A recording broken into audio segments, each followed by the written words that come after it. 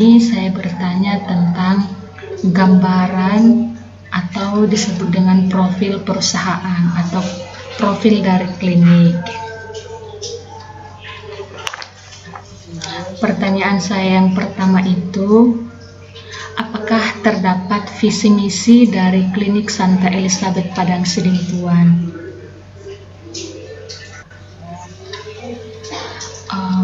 Yang kedua, lokasinya itu berada di mana ya, Suster? Secara lengkapnya. Macet ya, Suster? Apanya? Sinyal internetnya. Dia di pinggir jalan.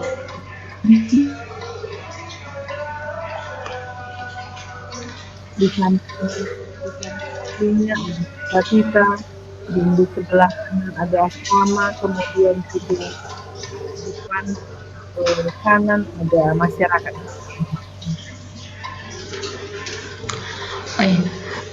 Yang ketiga, Suster, apa alasan dari memilih lokasi tersebut untuk didirikannya Klinik Santa Elizabeth? Sebelumnya klinik kita sudah ada ya, itu bersebelahan dengan rumah para suster. Tapi ternyata itu kan tidak baik. Memang kalau klinik ataupun rumah sakit, hendaknya dia berdiri sendiri. Jangan misalnya bergabung dengan salah satu rumah atau tempat lain. Mungkin itu lokasi yang pas mana bisa diberikan. Sudah tahu kita itu kan melayani orang-orang sakit, juga akan ada teriakan-teriakan macam.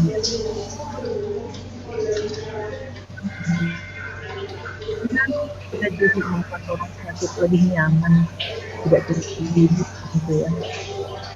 Jadi kita ini pikirkan kita ini sekarang tersendiri artinya lagi bergabung dengan dan mungkin juga lumayan banyak, bisa tempat juga diusahakan untuk bisa menjadi artis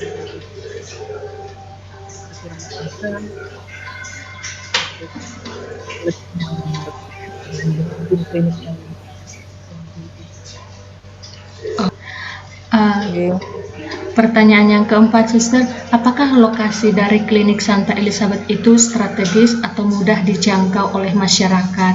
Nah, kalau kita katakan ya strategis ya, karena kita dikatakan tadi nggak jauh dari masyarakat.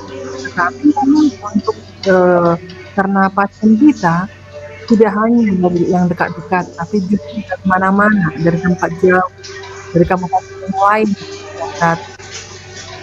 untuk berobat kita.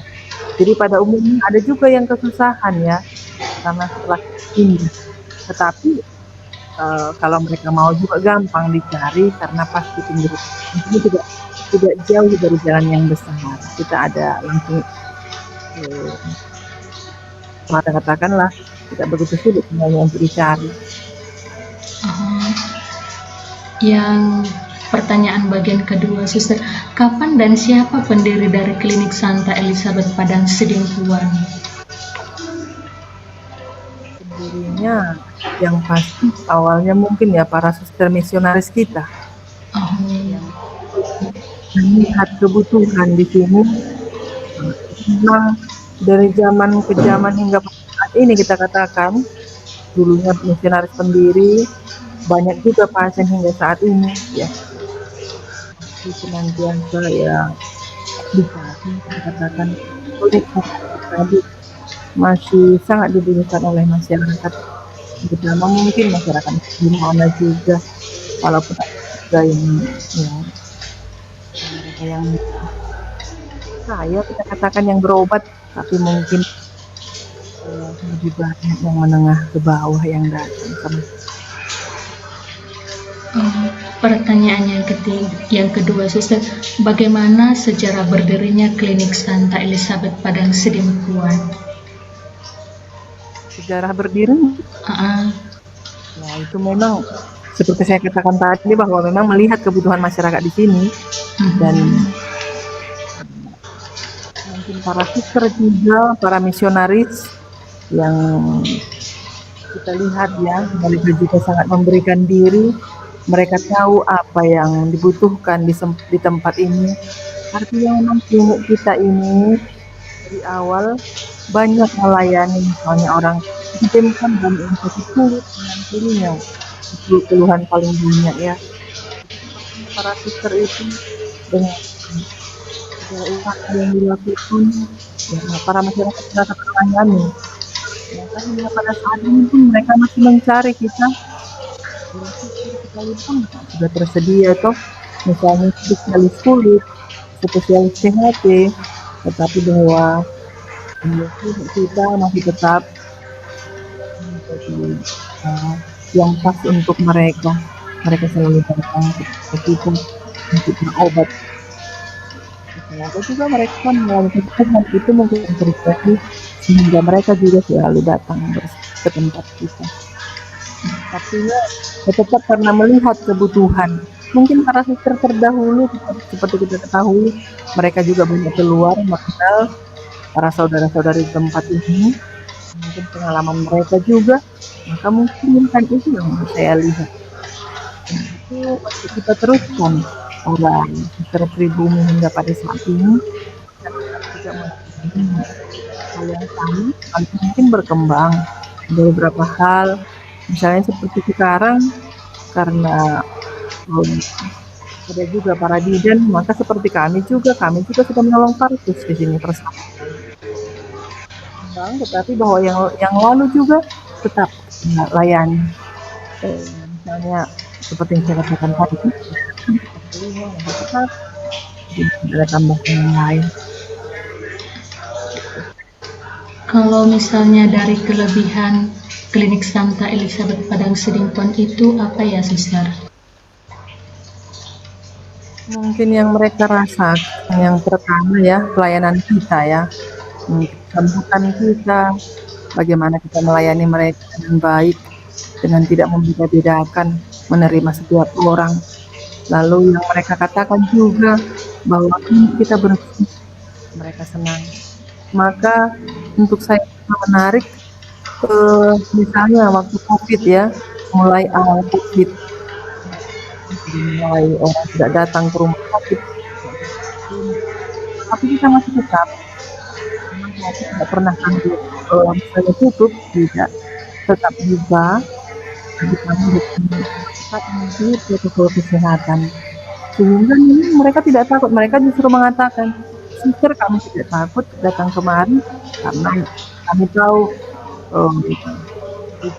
para suster ini bersih. Juga para suster juga semua memakai APD. Mereka sendiri tidak, dan memang itu sangat mereka bahwa pelayanannya juga mungkin karena cepat dilayani. Kami mengusahakan terutama ketika awal COVID, pasien numpuk, semua cepat ambil bagian, ya, sehingga kami juga merasa cepat melayani dan cepat pulang. Dan mereka adalah kemampuan mereka. Mungkin juga yang bagus, tapi mungkin juga ada yang kurang, tetapi itulah yang masih juga menjadi semangat untuk tetap melakukan yang terbaik. Misalnya dengan protokol kesehatan, kami tetap tegas itu. Kalau tidak memakai masker, maaf kami tidak akan berjubel kadang, terutama kalau hari Senin, harapan banyak sampai 100-an.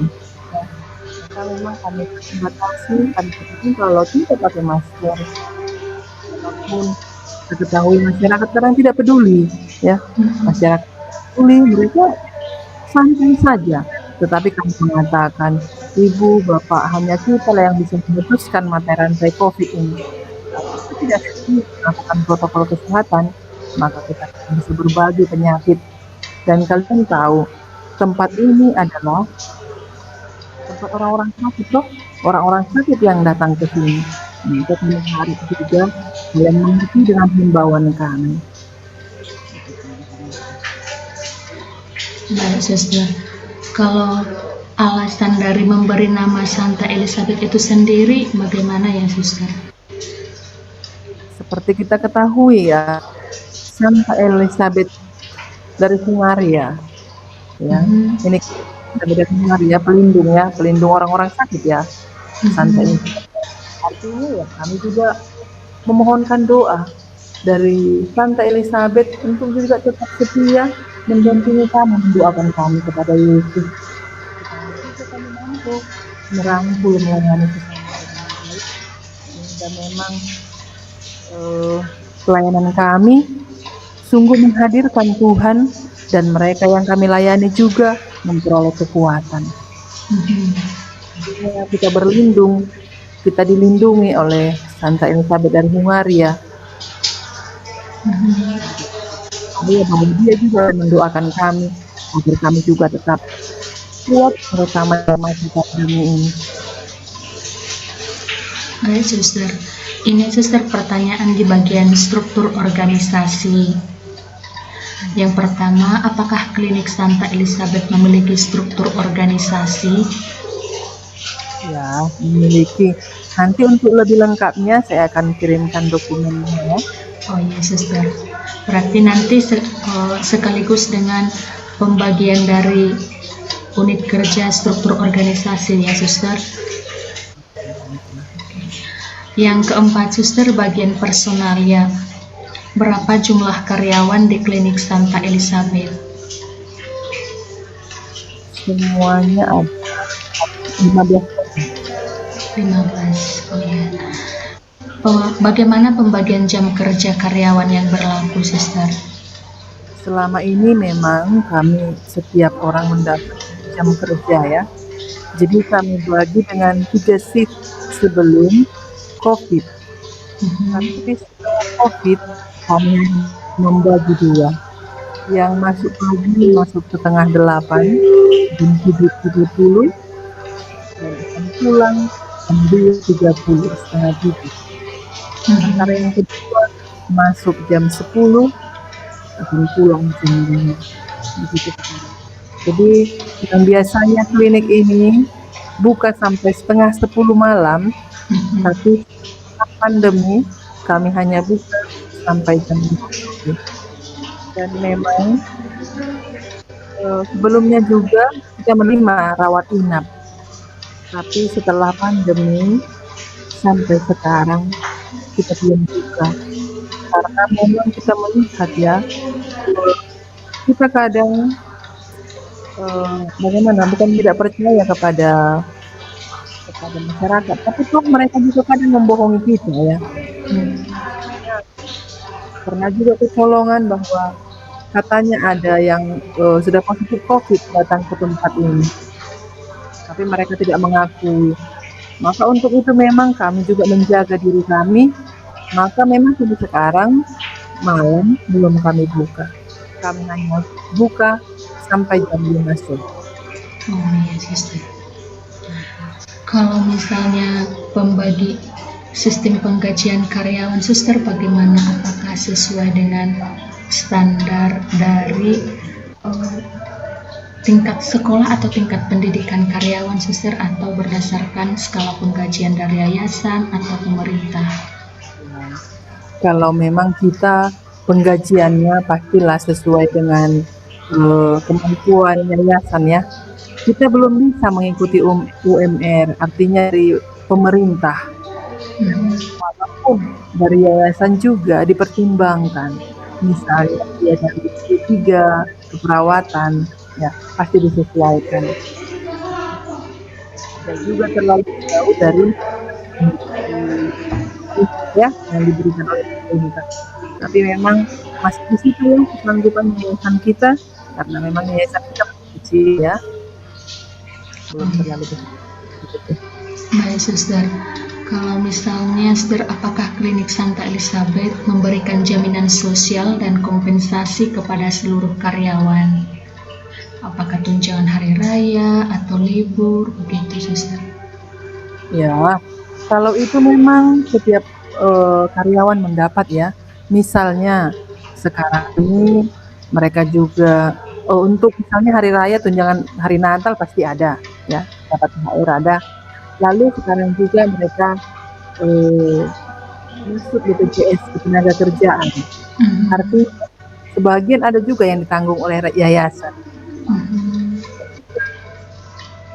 Untuk, karena kita juga beri jaminan kepada mereka.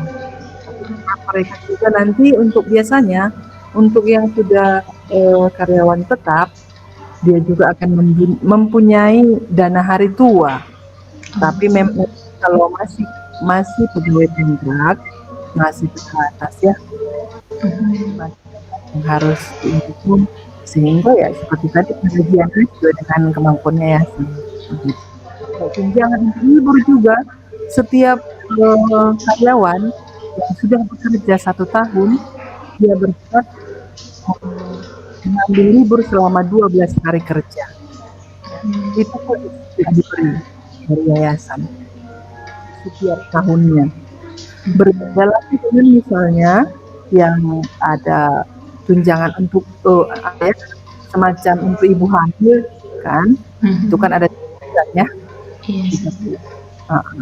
Maka masing-masing ada ya sesuai dengan ketentuan yang telah diberikan oleh yayasan, begitu.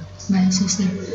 Lalu bagian yang terakhir, Suster, bagaimana prosedur penerimaan karyawan di klinik Santa Elizabeth ya, Suster? Kalau penerimaan, karyawan, yang pertama memang ya mereka juga harus memberikan berkas kepada kita. Bisa kita cek mungkin, kepala unit yang ada di Santa Elizabeth juga bisa mencek, kemudian juga mengajukan kepada yayasan. Tetap juga bahwa itu harus kita konsultasikan kepada yayasan. Kita tidak langsung berhak mengatakan ini kita terima. Kalau kita juga mungkin kalau saat kita membutuhkan, kita juga bisa mengatakan, ya mungkin kita sudah kenal dengan karyawan itu, tetapi artinya harus kita ikuti juga jalurnya. Tetap juga yayasan akan memutuskan, kita katakan seperti itu. Oh iya. Baik, Suster. Terima kasih, Suster, informasinya untuk wawancara tahap pertama. Ini tahap pertama ya, Suster, tentang gambaran atau profil dari perusahaan. Apakah boleh nanti saya meminta dokumen-dokumen yang saya butuhkan atas pertanyaan yang saya ajukan ya, Suster? Boleh, nanti saya akan kirimkan untuk lebih jelas ya, supaya lebih jelas maka saya akan kirimkan dokumennya ya. Iya, makasih, Suster.